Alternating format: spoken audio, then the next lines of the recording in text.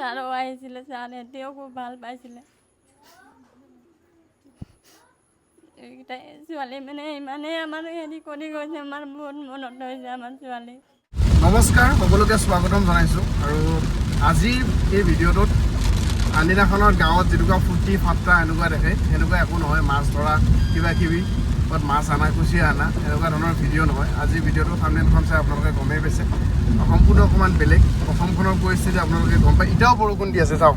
আমি বৰষুণ ফালি ফালি আমি যাই আছোঁ উজনি অসম। আৰু উজনি অসমৰ পৰিস্থিতি গম পায়, বিশেষকৈ চৰাইদেউ, সোণাৰী, শিৱসাগৰ, নাজিৰা, যোৰহাট, তিয়ক, গৌৰীসাগৰ, এইবিলাক জেগাত ভয়ংকৰ বানপানী হৈছে। আৰু মানুহ যিটো পৰিস্থিতি হৈছে নহয়, নিউজত চাহবিলাকে গমেই পাই আছে, ফেচবুকতো গমেই পাই আছে, ভয়ংকৰ পৰিস্থিতি। আৰু এনেকুৱা পৰিৱেশত যদি সেই মানুহখিনিক এষাৰ মাত নেদোঁ, যদি পানী বটল এটাও দিব পাৰোঁ নহয়, নিজকে কিবা বহুত মানে বেলেগ কিবা এটা লাগি যাব। সেইখিনি মানুহ ইমান কষ্টত আছে, বেলেগটো বাদে পানী খাব পোৱা নাই মানুহবিলাকে। ঘৰৰ প্ৰতি পানী গৈছে, কোনোবা ঘৰৰ ভিতৰতে ডেড বডি উদ্ধাৰ হৈছে, বিচনাত পোৱা জেগাতে কোনোবা মৰি থাকিলে। এনেকুৱা ধৰণৰ ষ্টৰিবিলাক আমি পাই আছোঁ। হঠাতে ওলালোঁ, মোৰ লগত ওলাইছে দেৱাশিষ দা। আৰু দেৱাশিষ দা দেৱাশিষ দাৰ ঘৰ নাজিৰাত, গতিকে নাজিৰাতে ডাঙৰ হোৱা। গতিকে দেৱাশিষ দাই ক'লে নিজৰ জেগাখিনিত যদি একপাক যায় মাত নেদোঁ, টিভিত মানুহখিনিয়ে চাই থাকে, ইমান মৰম দিয়ে, এনেকুৱা সময়ত যদি মাত নেদোঁ, আমি কেতিয়া যাম মানুহখিনিৰ ওচৰত? সদায় আমি কওঁ ন, দৰ্শক ৰাইজ, দৰ্শকে আমাৰ ভগৱান। কিন্তু এই বিপদৰ সময়ত যদি আমি গুৱাহাটীৰ ফ্লেটত আৰামছে মজা লৈ থাকোঁ, সেইটো কথা নহয়। তাৰমানে এনেকুৱা এই বিপদৰ সময়তে মেইন কথা নে দেৱাশিষ দা? আমি অভিনয় কৰোঁ, গানেই গাওঁ, যিয়ে নকৰোঁ, কাৰ কাৰণে কৰোঁ? ৰাইজৰ কাৰণে। চিনেমা এখন কৰি আমি আপোনালোকে চাওক, আমুক তাৰিখে চিনেমা আহিব, এইবোৰ কাৰ ওচৰলৈ ক'বলৈ যাওঁ? দৰ্শকক। এই দৰ্শক, এই জনসাধাৰণ আজি বিপদত পৰিছে। কি আলয় এঠানি দেখিছাই তুমি। কেৱল এখন ঠাই নহয়, বহু অঞ্চল, বহু গাঁও শেষ হৈ গৈছে। এই সময়ত অকণমান তেওঁলোকৰ ওচৰলৈ আচলতে যোৱাটো মোৰ দায়িত্ব বুলি মই ভাবোঁ। সেই ওলাই আহিছোঁ। আৰু আমাৰ লগত চিন্ময়ো আছে, চিন্ময়কো লগত লৈ লৈছোঁ। মানে যাওঁ যেচোন, এইটো সময়ত মানুহখিনিৰ ওচৰত থাকোঁ।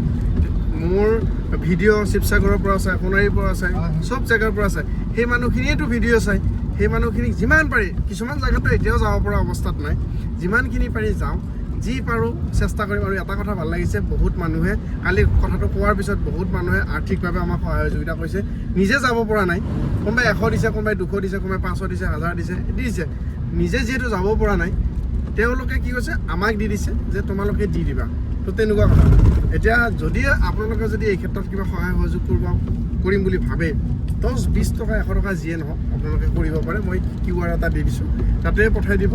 আৰু কমেণ্টত কিবা থাকিলে জনাব, যিমান পাৰি আহি আছোঁ।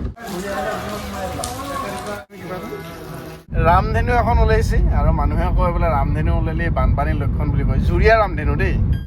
এতিয়া আহা বাটত আমি ৰৈ অকণমান কালেকশ্যন কৰি আহিছোঁ। ৰাইজে যি বাচি আমাক দিছে। মাজতে প্ৰশান্ত দাক লগ পালোঁ, আমাৰ উপভোগৰ প্ৰশান্ত দায়ো 2000 টকা এটা দিলে, আমি লৈ আহিলোঁ। তাৰপিছত এতিয়া প্ৰথম আমি যাম এইখিনি মৰিয়নি, পাণবাৰী বুলি কয় নেকি, ৰঙাজান। একচুৱেলি মৰিয়নি নহয়, লিচুবাৰী, মানে যোৰহাটৰ ফালৰ পৰা আহিলে লিচুবাৰীৰ পৰা তিতাবৰ যিটো ৰোড, সেইটো মাজতে পৰে ৰঙাজান। অ'কে। আমি সেই জেগাটোত আহি আছোঁ। ইয়াতে মানে আমি গম পাইছিলোঁ যে এখন ঘৰত 2জনী ছোৱালী পানীত উঠি গৈছে। তো তেওঁলোকক এষাৰ মাত দিব আহিছোঁ। ইয়াতে আমি কেচদাস বাছখন আমি পাই থাকোঁ নহয়, এইফালে তিতাবৰৰ ফালৰ পৰা আহে ন? তিতাবৰ ফালৰ পৰা সিহঁতৰ এতিয়া ঢেৰ বাছ হৈ গ'ল, বহুত বাছ।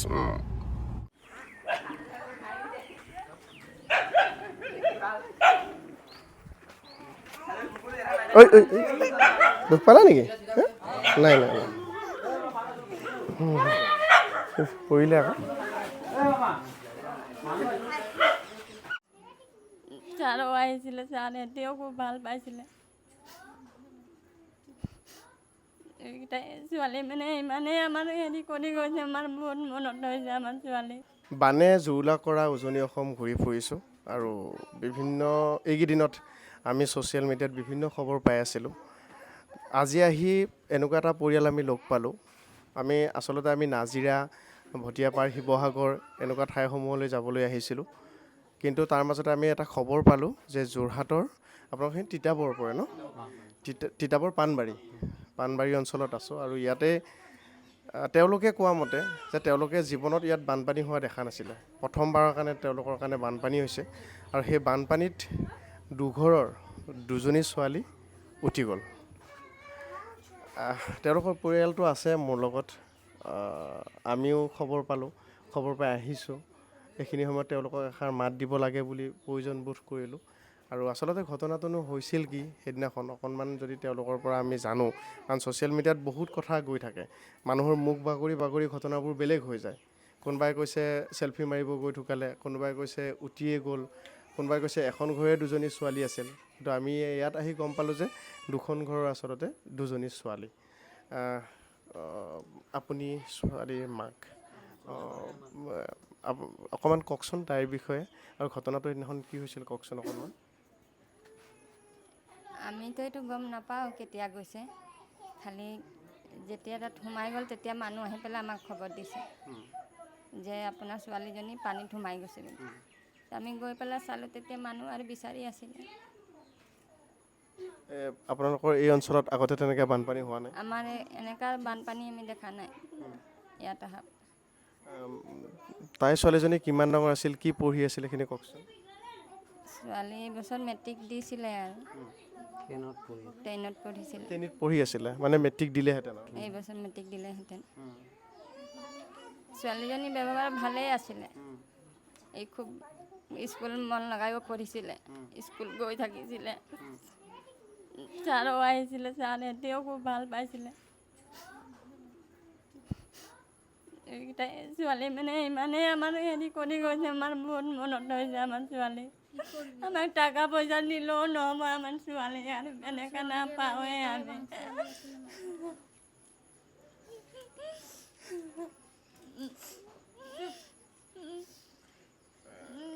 তাই ডাঙৰ আছিলে ডাঙৰ আছিলে আৰু আপোনাৰ ছোৱালী আছিলে, দুজনী বান্ধৱী মানে সৰুৰ পৰা একেলগে খেলি মেলি ডাঙৰ হোৱা। সেইদিনাখনো একেলগে গৈছিলে মানে আপোনালোকে গম পোৱা নাই যোৱা? তাই কি পঢ়ি আছিলে? ক্লাছ 8ত পঢ়ি আছিলে। আপোনালোকৰ তাইৰ নামটো কি আছিলে? আমাৰ ছোৱালীজনীৰ নাম সোনিয়া পাহাৰীয়া। আপোনাৰ ছোৱালীজনীৰ নাম? সুস্মিতা মিৰ্জা। সুস্মিতা মিৰ্জা। মানে দুজনী খুব বান্ধৱী আৰু। প্ৰথম কোনে দেখিছিল? দেখিছিলে মানে তিনিজনী একেলগে গৈছিলে? তিনিজনী একেলগে গৈছিলে। যোনজনী বাচিলে ইয়ে ক'ব পাৰিব এতিয়া। বুজি পাইছোঁ। মানে পানী চাবৰ কাৰণে গৈছিলে আৰু? পানী ইয়াতো এনেকৈ বানপানী হোৱা নাছিল। ইমান দিনে সেই ক'লোৱেই ছ'চিয়েল মিডিয়াত বিভিন্ন ধৰণে পাই আছিলোঁ। আজি মাকে ছোৱালীজনীৰ কথা দুই এষাৰ ক'লে আৰু আমিও এতিয়া উজনি অসমৰ ফালে আহিছোঁ। হয়তো এনেকুৱা বহুত হিডেন ষ্টৰী বুলি কৈছোঁ, এনেকুৱা হয়তো বহুত হিডেন ষ্টৰী ওলাব। কাৰণ আমি এতিয়া শুনাৰ মতে অকল নাজিৰাতেই 70ৰ পৰা 80খন গাঁও ডুব গৈছে, হয়তো বেছিও হ'ব পাৰে, অনুমানিক এটা কৈছোঁ। আৰু তাত হিজাপ নাই কিমান মানুহ উঠি গৈছে, কিমান জীৱ জন্তু এয়া হৈছে।